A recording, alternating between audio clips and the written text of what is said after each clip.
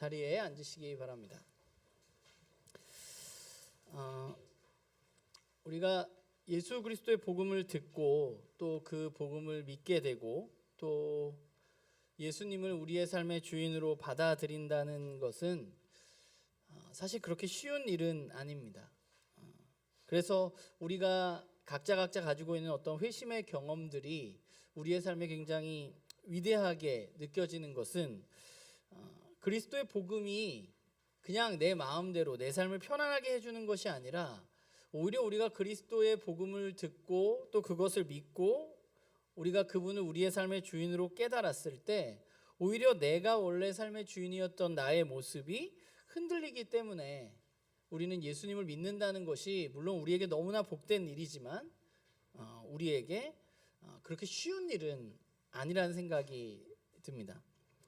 유명히 영국의 신학자이자 역사 신학자인 알라스터 맥그라스가 기독교 그 위험한 사상의 역사라는 제목의 그 기독교의 역사를 다루는 개신교의 역사를 다루는 굉장히 그 벽돌책 비계로 쓰는 그런 책을 하나 낸 게 있는데 그분이 두꺼운 책을 많이 쓰는데 거기에 보면 그분이 이야기하는 결국 이 개신교 우리가 예수 그리스도의 복음을 믿는다는 이 기독교가 이 세상에서 얼마나 위험한 것인가에 대한 이야기를 하고 있는 것을 보게 돼요. 그냥 우리는 교회 다니는 것, 예수님 믿는 것이 때로는 우리의 삶을 그냥 편안하게 만든다고 생각하게 될지도 모르지만 그 맥그라스가 이야기하듯이 처음부터 원래 기독교는 이 세상에서 위험한 사상이었을 수 있겠다는 생각을 해보게 됩니다. 왜냐하면 저와 여러분이 원래 가지고 있었던 우리의 삶의 기반을 굉장히 흔들어 놓는 사상이기 때문에 그렇습니다. 내 인생을 내 마음대로 해도 된다고 생각했는데 그것이 아니라는 사실을 알게 되었을 때 우리의 마음이 불편하고 또 흔들리기 시작하는 것이죠. 이런 기독교가 그런데 세상 속에서 조금씩 퇴색되어져서 오히려 세상 속에서 우리가 잘 되고 성공하기 위한 종교가 된다면 그러면 그것은 원래 예수 그리스도의 복음이 가져오는 그런 복음의 이야기와는 거리가 먼 이야기가 되는 것이죠. 사실 그것은 복음이라 할 수 없다고 저는 생각합니다. 예수 그리스도의 복음은 원래부터 세상에서 위험한 것이었습니다. 세상을 뒤흔드는 것. 제가 어제 여러분들에게 카톡방에 오늘 다니엘서랑 사도행전 16장 말씀을 같이 나누겠습니다 했는데 사도행전 16장 말씀에 보면 바울이 이제 빌립보라는 지역에 들어가게 돼요. 그런데 그 빌립보라는 지역은 어떤 지역이냐 하면 16장 12절에 보면 빌립보를 소개하면서 빌립보가 로마의 식민지라고 말하고 있습니다. 그럼 여러분들은 우리가 식민지라고 하면 우리에게는 어떤 이미지가 떠오르나요? 여러분들 식민지는 좋은 건가요? 나쁜 건가요? 나쁜 거죠. 식민지에서는 빨리 벗어나고 싶은 것이 우리의 일반적인 생각이지만 로마 시대에는 그렇지 않았던 것 같아요. 로마의 식민지라는 것이 자랑이고 또 부러움의 대상이 되기도 했던 것 같습니다. 왜냐하면 로마는 식민지의 시민들에게 로마 시민들이 갖는 특권을 누릴 수 있는 기회를 주었기 때문입니다. 그리고 그 중에 빌립보라는 도시는 특히나 성경에 나오는 여러 도시들 중에 가장 좀 특별한 식민지였습니다. 왜냐하면 주전 42년경에 옥타비아누스가 전쟁에서 승리한 후에 로마의 영광을 보여주는 어떤 도시로서 그 빌립보를 만든 것이죠. 그래서 거기에 자신을 위해서 전쟁에 나아갔었던 그 군인들이 퇴역한 후에 제대한 후에 그곳에서 거주할 수 있도록 하는 그 도시가 바로 빌립보라는 도시였습니다. 그런 도시에 그런 로마의 식민지로서의 자부심을 가지고 있는 로마의 시민의 권리를 마음껏 누릴 수 있는 그 도시에 바울이 도착하게 되고 빌립보에서 우리가 잘 알고 있는 루디아를 만나게 되고 루디아에게 복음을 전하고 복음을 그녀가 믿고 바울의 사역에 큰 도움을 주는 이야기가 빌립보에서 있었던 이야기인데 그 뒷부분에 16장 16절 밑에 보면 그 빌립보에서 있었던 한 가지 이야기를 기록하고 있어요. 그게 뭐냐 하면 바울이 이제 기도처소로 오가는 길에 귀신 들린 여자가 한 명 있었습니다. 그런데 그 귀신 들린 여자가 바울 일행들을 보면서 계속해서 뭐라 그러냐 하면 저 사람들이 하나님의 복음을 전하는 사람이라고 계속 소리를 치면서 여러 날을 보내게 됩니다. 그런데 그 여자는 어떤 여잔가 하면 점치는 귀신이 들린 거예요. 우리가 말하면 무당이죠. 그런데 그 무당인데 그 여자는 자기 스스로 무당 일을 하는 것이 아니라 그의 주인이 있었습니다. 노예였어요. 그래서 그 자신이 점치는 것을 통해서 돈을 벌고 그 돈을 누가 벌어요? 그러면 이 여자가 버는 게 아니라 그 주인이 돈을 버는 그런 여자였어요. 바울이 몇 날 동안 그 여자가 자신들 일행이 기도초소로 가는 왔다 갔다 하는 중에 자신들을 향해서 소리를 치는 것을 보고 참다 못해서 그 여자에게서 귀신을 내어 쫓아 주었습니다. 그런데 문제는 그 여자에게서 귀신을 쫓은 이후에 그 여자의 주인이 자신의 경제적인 수익이 끊어진 것을 보고 바울과 바울의 일행들을 고소를 하게 됩니다. 그게 빌립보서 사도행전 16장 19절에서 21절의 내용인데 그 바울을 고소하면서 그 주인이 뭐라고 했는지 우리가 좀 살펴보면 이렇게 얘기했어요. 여종의 주인들은 자신의 수익의 소망이 끊어진 것을 보고 바울과 실라를 붙잡아서 장터로 관리들에게 끌러갔다가 상관들 앞에 데리고 가서 말하되 이 사람들이 유대인인데 우리 성을 심히 요란하게 하여 로마 사람인 우리가 받지도 못하고 행하지도 못할 풍속을 전한다 라고 말했습니다. 고소의 내용은 뭐예요? 바울이 그러니까 여종의 주인이 자신의 수익이 내 경제적인 수입의 소망이 끊어진 것을 보고 바울을 어떻게 고소냐면 바울 일행이 자신의 성을 심히 흔들리게 하고 로마 사람들과는 다른 풍속을 전한다고 고소하게 되는 거죠. 여러분 잘 생각해 보면 귀신을 내어 쫓아서 어떤 사람의 수익이 줄었습니다. 그건 개인적인 문제죠. 그렇죠? 그 사람의 개인적인 문제죠. 그런데 이 사람은 왜 고소할 때 뭐라고 고소를 했어요? 이 성이 흔들리게 하는 로마 사람들과는 다른 풍속을 가지고 있는 사람이라고 이 바울과 바울의 일행들을 고소했을까? 그러니까 내 수익이 줄은 거잖아요. 그냥 내 수익이 죽어서 내가 억울한 건 알겠어. 그런데 왜 바울 일행들을 굳이 이 성 전체를 저 사람들이 요란하고 흔들리게 하는 사람들이고 저 사람들은 로마 풍속과는 다른 생활 방식을 가지고 있는 사람들이라고 고소했을까? 그렇다면 원래 이 주인이 가지고 있었던 진짜 내 안에 있는 소망은 무엇인가? 로마 제국 안에서 로마 제국이 이 여종의 주인에게 심어준 소망이 무엇인지를 우리는 사실 이 본문을 통해서 좀 알 수 있을 것 같아요. 그 소망은 무엇인가 하면 로마의 지배 아래에서 로마의 풍속을 잘 따르면 자신이 경제적인 풍요함을 누릴 수 있다는 소망을 그는 가지고 있었습니다. 그래서 로마는 어떻게 했느냐면 그 소망을 이루어주기 위해서 로마 사람들에게, 특별히 남성들에게 아내에 대한 남편의 권리와 또한 종에 대한 주인의 권리를 보장해 주었습니다. 가부장제와 노예 제도를 통해서 남성들이 남성 위주의 사회를 이루어가는 거죠. 우리가 예수님을 우리의 주인이라고 고백하는데 바로 그 주인의 개념이 여기에 나오는 그 주인의 개념과 마찬가지예요. 그러니까 로마에서는 1차적으로 주인은 누구냐 하면 자신들의 삶의 주인은 누구예요? 황제입니다. 그건 큰 주인이고 그건 1차적인 주인이고 황제에게 복종하는 남성들에게는 각 가정에서 어떤 권리가 주어지냐 하면 주인으로 살아갈 수 있는 권리가 주어지는 거죠. 어떤 권리예요? 종을 내 마음대로 부릴 수 있고 종을 통해서 내가 수익을 얻을 수 있고 아내를 자기의 마음대로 할 수 있는 권리가 황제의 풍습에 복종하는 사람들, 그런 남성들에게 주어지는 세상이 바로 로마 사회였던 거예요. 그렇게 생각해 보자면 귀신 들린 여종의 주인의 고소의 내용을 우리는 조금은 이해할 수 있을 것 같아요. 그러니까 바울이 한 일은 뭐냐 하면 그냥 어떤 한 사람의 경제적인 이익이 끊어지게 하는 게 아니라 로마의 굉장히 중요한 가치를 흔들리게 하는 것이었어요. 로마의 굉장히 중요한 가치와 부딪히는 행동이었습니다. 왜냐하면 주인의 허락 없이 그 주인의 권리는 누가 허락한 거예요? 황제가 허락한 겁니다. 로마가. 그런데 주인에게서 주인의 허락 없이 경제적인 이익을 누릴 수 있는 여종의 귀신을 내어 쫓았기 때문입니다. 귀신을 내어 쫓은 것이 문제가 아니라 문제는 내 수입이 사라졌다는 것이고, 그 수입은 로마라는 나라가 공식적으로 자신에게 인정해주고 권리를 부여해준 것이었는데, 그 권리를 이 남자는 박탈당한 것이고, 로마의 그 바울 일행이 계속해서 이런 일들을 이 도시에서 펼치게 된다면, 로마의 풍습과는 다른 일들을, 다른 생활 방식을 그들이 하게 된다면 이 성이 요동할 수 있고 요란하게 되고 무너질 수도 있을 것이라고 이 사람은 생각했던 것 같아요.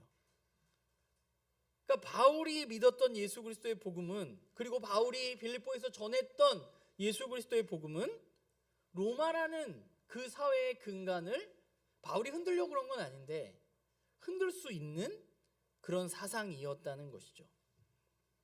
우리가 그리스도인으로서 또는 교회로서 살아가고 있는 이 세상은 어떤 곳인가 생각해 보자면, 소망과 소망이 부딪히고 대결하는 곳이 우리가 살아가고 있는 세상이라는 생각을 하게 됩니다. 여러분 생각해 보면 그런 거예요. 빌립보란 도시를 다시 한번 좀 생각해 보면, 옥타비아누스가 자신의 편에서 전쟁에 승리를 한 후에 자신의 편에서 전쟁을 참여한 이들에게 전쟁에 참여할 때 준 소망은 무엇이었을까 좀 생각을 해보게 돼요.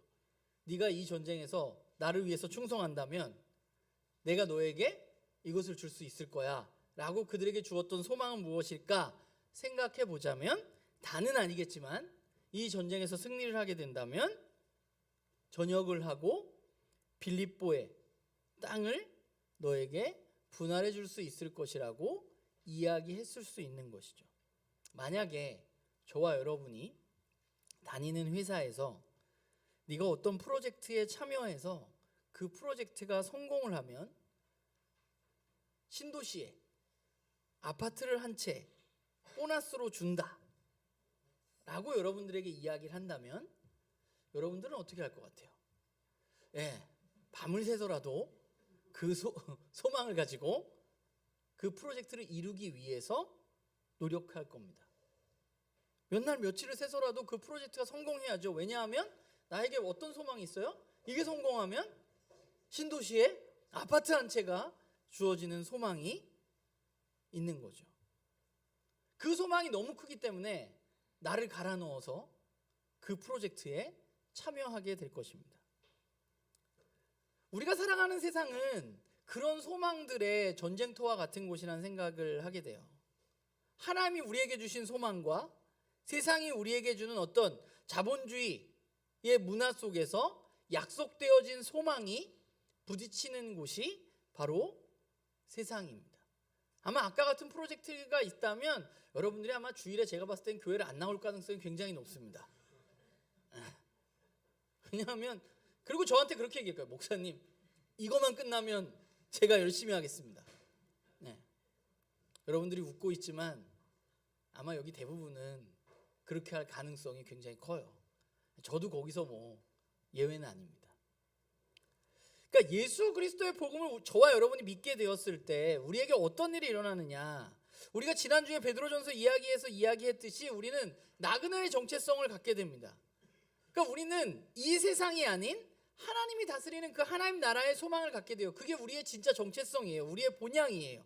그리고 우리가 정말 그 소망을 품게 되었을 때 우리의 삶에 어떤 일이 일어나느냐 하면, 저와 여러분들이 세상 사람들, 이 땅에 소망을 두고 사는 사람들과는 다른 삶을 살게 돼요. 왜냐하면 우리는 다른 소망을 가지고 있는 사람들이기 때문에 그렇습니다.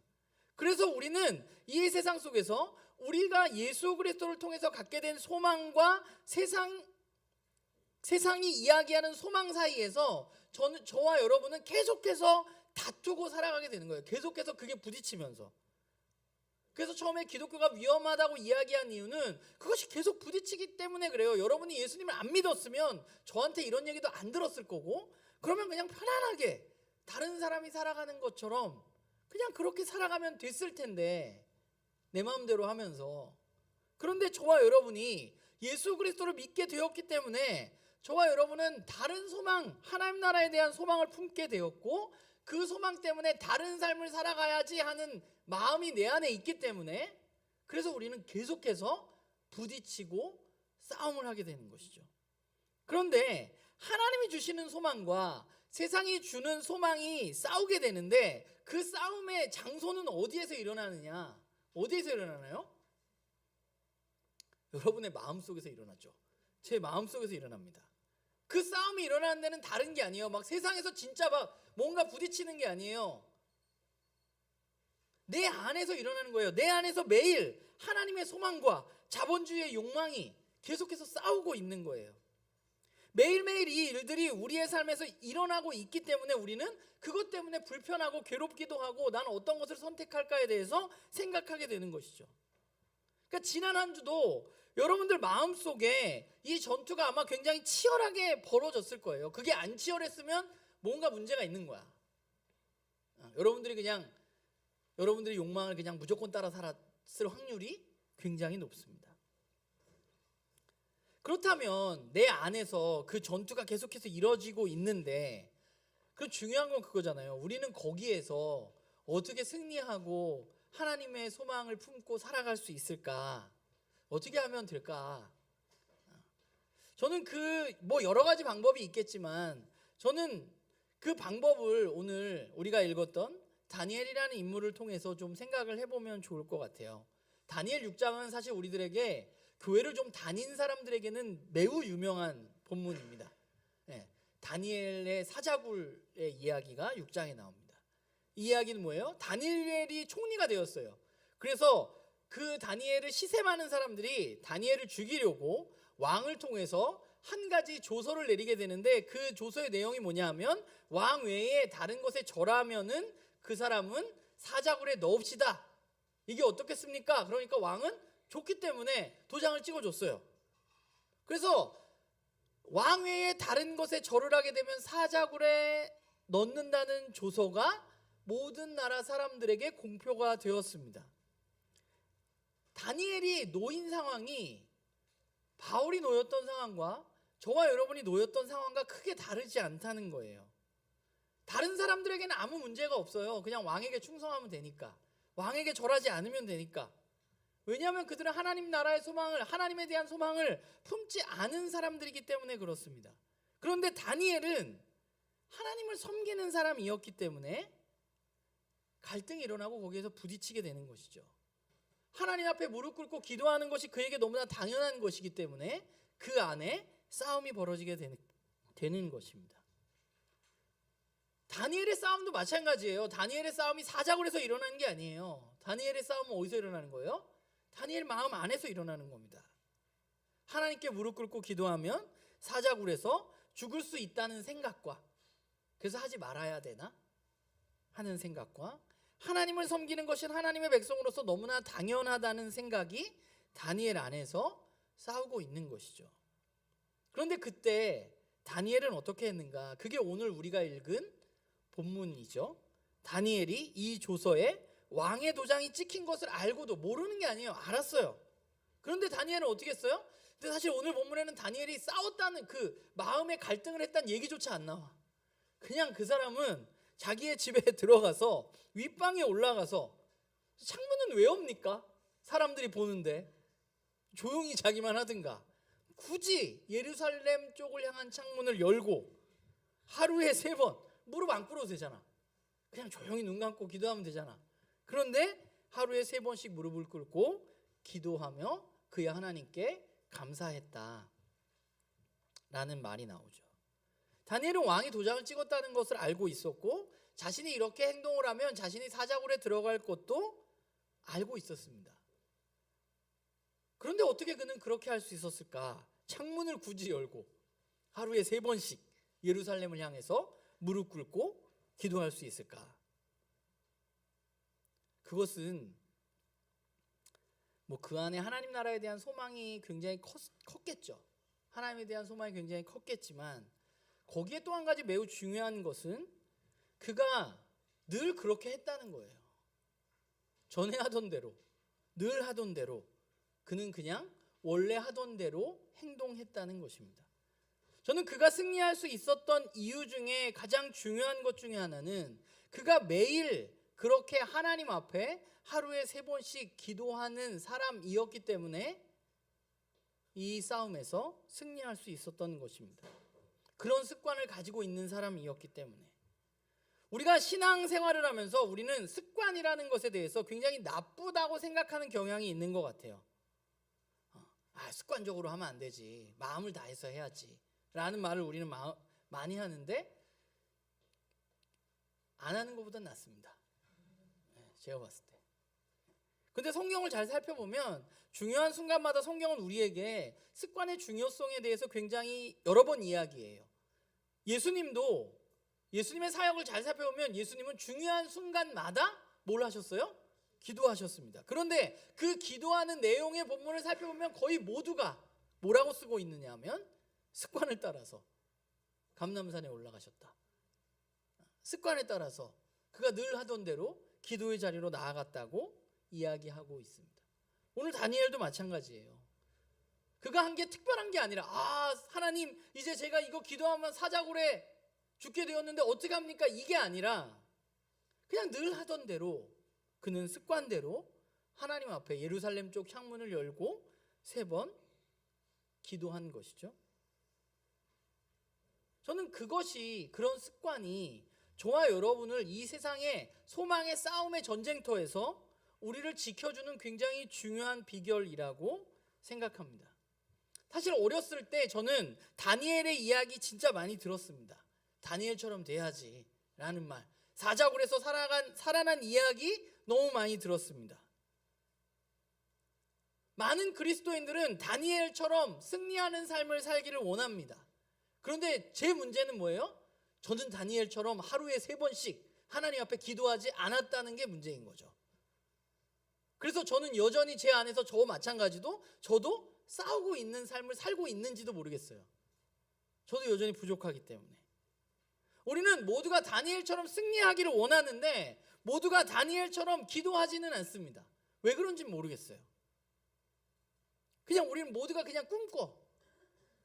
그리고 저와 여러분이 하는 착각은 그냥 지금 이 정도 하면 뭐 되겠지, 그냥 주일날 예배 가서 내가 열심히 야 이거 안 빠지는 게 어디냐, 이렇게 얘기할 수 있다는 거죠. 그러나 그걸로는 되지 않는다는 거예요. 우리가 매일매일 말씀을 묵상하고 기도하지 않으면 우리는 이 싸움에서, 이 소망의 전쟁터에서 절대로 승리할 수가 없습니다. 그냥 일주일에 한 번 주일에 나와서 예배 드리는 것으로는 우리는 절대로 그 싸움에서 승리하는 삶을 제가 봤을 땐 살아갈 수가 없어요. 왜냐하면 세상이 주는 소망의 유혹이 너무 크고 너무 강렬하기 때문이에요. 아까 얘기했듯이 이 프로젝트를 하면 집 한 채를 준다고 하면 우리는 거기에 올인하게 돼 있어요. 그 소망이 너무 커. 우리가 훈련되어지지 않았다면. 그래서 모태신앙의 장점이 있는 것이죠. 그냥 저도 주일에 교회 안 가면 너무 이상해요. 예배당에 안 오면. 그래서 코로나 때 너무 이상했어. 여기 안 오는 것 자체가 뭔가 내가 큰 잘못을 짓고 있는 것 같은 느낌이 들어요. 왜 그래요? 제가 믿음이 대단해서가 아니라 그냥 주일 아침에는 그냥 계속 교회에 갔기 때문이에요. 내 몸에 이 패턴이 배어 있기 때문에. 몸은 무언가 그런 것들을 기억해요. 우리가 기억상실증 같은 거 걸린 사람들이 생각은 못해도 몸은 기억한다잖아요. 그래서 수영하는 사람들은 머리는 기억을 잘 못하는데 수영은 굉장히 잘한대요. 그러니까 몸에 밴 습관들이 그만큼 무섭다는 거예요. 여러분 스스로 하나님과 교제의 시간을 갖고 내 안에 계시는 성령님의 말씀을 우리가 선택하는 훈련을 매일매일 하지 않으면 우리는 이 싸움에서 지고 마는 거예요. 그 선택은 누가 하는 거냐면 하나님이 해주시는 게 아니라 저와 여러분이 하는 거예요. 우리가 지난주에 읽었던 신명기 말씀이 바로 그런 거죠. 하나님은 이스라엘 백성들에게 뭘 얘기해요? 하나님이 이미 은혜를 베푸셨어요. 출애굽시키시고 홍해를 가르시고 구름기둥과 불기둥으로 그들을 인도해 주셔서 이제 가나안 땅을 그들에게 줄 거예요. 이제 그 은혜를 베풀어 주셨기 때문에, 그래서 이스라엘 민족에게 말씀하시는 거예요. 너희는 내 말을 잘 듣고 지키면 복을 받을 것이고 내 말을 잘 듣고 지키지 않으면 저주를 받을 것이다 라고 말해요. 하나님이. 선택은 누가 하는 거예요? 이스라엘 민족이 하는 겁니다. 그렇잖아요. 사람 저주를 선택할 사람이 어디 있겠어.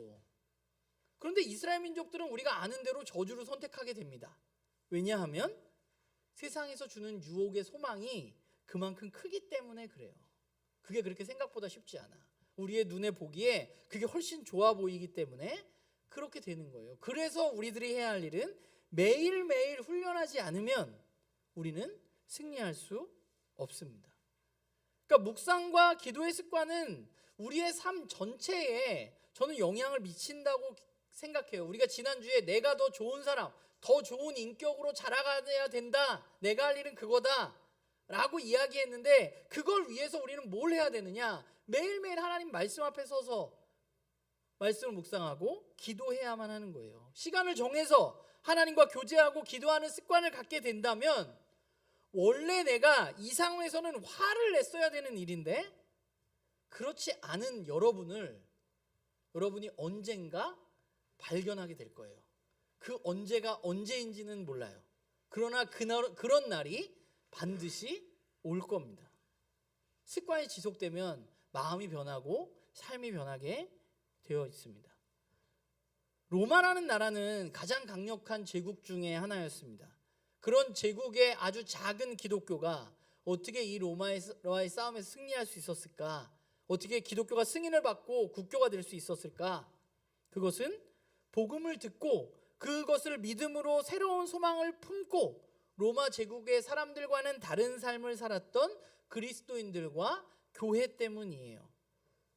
그러면 그들은 어떻게 그럴 수 있었을까? 초대교회 교인들은 어떻게 그런 게 가능했을까? 나눔교회에서 언젠가 부끄럽했던 책 중에 회심의 변질이라는 책이 있어요. 그 앨런 크로우더라는 사람이 쓴 책인데, 그 사람이 쓴 책 중에 초기 기독교와 인내의 발효라는 책이 있습니다. 그런데 거기서 그 앨런 크로우더가 뭐라고 이야기하냐면, 초대교회가 그렇게 될 수 있었던 것, 세상과 다른 삶을 살아냈고 마침내 로마 제국을 이길 수 있었던 이유는 무엇이냐라는 질문에 대해서 그분은 그 철학자의 개념을 가지고 오는데 아비투스라는 개념을 갖고 와요. 그런데 이 아비투스는 뭐냐 하면, 좀 어려운 말이긴 한데, 사회적 문화적 환경에 의해서 결정되어지는 제2의 본성이에요. 그러니까 여러분이 그리스도인으로서 이 공동체 안에서 새롭게 내 안에 생기게 된 본성, 원래 타고난 게 아니라 원래 난 이래가 아니라 이 공동체 안에서 그리스도의 복음 안에서 여러분들 안에 새롭게 타고난 본성으로 말미암아서 그들은 그 싸움에서 승리하게 되었다고 이 학자는 말해요. 그러니까 초대교회 성도들은 예수 그리스도의 복음으로 인해서 어떻게 된 거냐면, 그들이 매일매일 하나님의 말씀을 묵상하고 기도하는 시간을 통해서 그들의 공동체 안에서 그들의 삶에 제2의 본성이 생겨나게 된 것이죠. 다른 삶을 살아가는 본성. 그 제2의 본성은 뭐예요? 섬기고 사랑하는 삶이었습니다. 로마는 사람들에게 땅을 주고 평화를 줄 것이라고 얘기했어요. 로마 법으로 가부장의 재산권을 보호해서 너희들이 나를 잘 따르면 너희들의 재산도 보호해주고 너희들이 평화롭게 윤택하게 살 수 있게 해줄게 라는 소망을 주었습니다. 그런데 예수님께서는 어떻게 하셨냐? 제자들의 발을 씻기셨던 것은 물론이고 다른 사람들을 위해서 자신의 목숨을 내어주셨습니다. 그분이 우리에게 보여주신 소망은 무엇이냐? 십자가의 사랑을 받은 사람들이 서로 사랑하면서 몸으로 섬기는 공동체를 세우는 것이었고, 그것이 초대교회의 바로 교회라는 이름으로 세워진 것이었습니다. 우리가 소망의 전쟁터인 이 세상에서 진정한 그리스도인으로, 또 진정한 교회로 이번 주제처럼 견고히 지어져 가기 위해서 우리에게 필요한 것은 무엇인가? 그것은 하나님이 예수 그리스도를 통해서 저와 여러분에게 허락해 주신 소망을 붙들고 살아가는 것입니다. 그러기 위해서, 그 소망을 붙들고 살아가기 위해서, 다른 삶을 살기 위해서 우리가 해야 할 것은 무엇인가 하면 거룩한 습관을 들이는 것이에요. 반복을 통해서 우리가 다듬어지는 거예요. 그러니까 좋은 것은 반복하는 것이 나쁜 게 아니잖아요. 예배를 드리고 기도를 하고 말씀을 묵상하는 것을 반복하는 것은 비효율적인 게 아니라 저와 여러분의 삶을 살리는 진짜 길이고, 그렇기 때문에 우리는 그 일을 매주 하고 있고 또 매일 해야만 하는 것이죠. 제가 개척을 하고 교회는 어떻게 해야 되나, 교회는 뭔가 막 이런 질문을 가지고 있을 때 뭐 우리 교회도 오셨었지만 어쨌건 김영국 목사님을 알게 되고 또 하나님 나라 복음 네트워크라는 그런 곳에 가게 돼서 그곳에서 제가 누린 게 많은데, 그 세미나에 가게 됐을 때 첫 번째 세미나, 그러니까 12년 전 일이에요. 그 개척하고 이제 한 1년쯤 지났을 때, 그때 그 세미나에 갔는데 김영국 목사님이 이렇게 막 강의를 하시다가 뭘 보여주셨냐면 자기가 큐티하는 걸 보여주셨어요. 근데 뭐 그분은 어쨌건 헬라어도 잘 하시고 하셔서 이제 헬라어로 매일매일 큐티를 하시는데, 그걸 막 이렇게 앞에서 막 보여주면서 자랑을 이렇게 해야 된다, 목사하면 이 정도 해야 되지 않냐, 난 헬라어를 못하니까. 근데 이제 그렇게 말씀을 하셨어요. 그래서 그때 굉장히 큰 도전을 받았어요. 그리고 이제 12년이 지났잖아요. 그래서 그때 도전 받은 것을 나는 그럼 어떻게 하고 있느냐 생각을 해봤을 때, 제가 이걸 여러분들에게 보여줄까 말까 고민하다가 치고 했는데 다음 하면, 제가 최근에 하고 있는 건데 12년 동안 저도 주 4일에서 주 5일은 안 빠지고 매일 했어요. 근데 저게 뭐 설교랑 관계 있는 건 아니에요. 그냥 제가 살기 위해서 하는 건데, 어쨌건 그래서 요번에 이제 지난주에 제가 세미나 갔다 왔잖아요. 개척교회 하는 목사님들 만나고 왔는데, 거기서 이제 그런 얘기를 했어요. 김영국 목사님하고. 목사님 그때 그렇게 자랑해가지고 뭐 이제 사람들이 되게 도전을 받는데, 그냥 좀 놀라운 거는 생각보다 뭐 저는 그게 어디가 자랑하진 않거든요, 저 일을. 왜냐하면 저는 저게 그냥 목사로서 제가 해야 할 너무나 당연한 일이라고 생각을 해요. 그래서 모두가 해야 된다고 생각해. 목사라면. 그런데 굉장히 놀란 거는 많은 목사님들이 저렇게 하고 있지는 않다는 거에 제가 사실은 놀랐어요. 그래서 저는 어디 가서 자랑은 안 해요. 왜냐하면 저건 너무 당연한 거니까. 그냥 뭐 해야 되는 거라고 생각하기 때문에. 그래서 이제 김영 목사님 저한테 그랬어요. 그거 이제 하고 있다 하니, 처음 이제 그분도 안 거야. 12년 만에.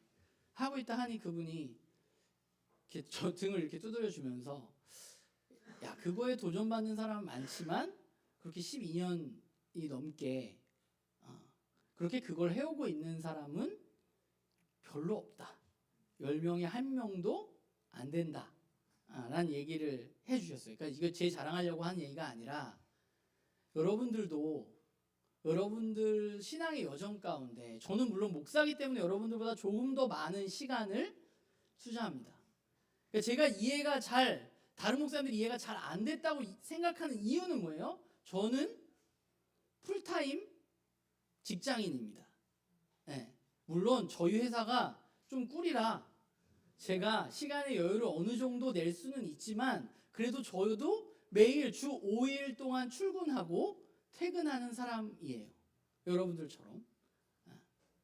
그 와중에 저도 하는 거거든요. 틈틈이 시간 쪼개서.